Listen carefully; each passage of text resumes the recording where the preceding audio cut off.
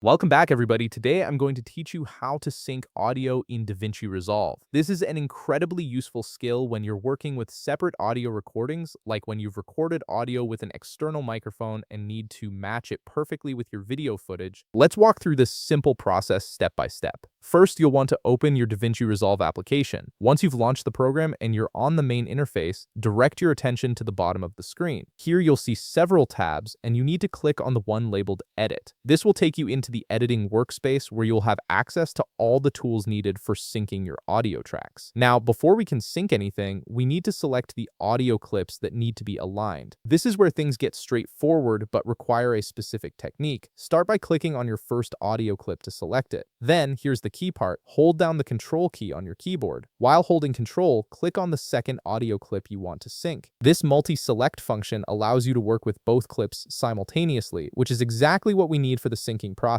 With both audio clips now selected, right-click on either one of them. A context menu will appear with several options. From this menu, locate and click on Auto Align Clips. This is DaVinci Resolve's built-in synchronization tool that does most of the heavy lifting for you. After clicking Auto Align Clips, a dialog box will pop up with various synchronization options.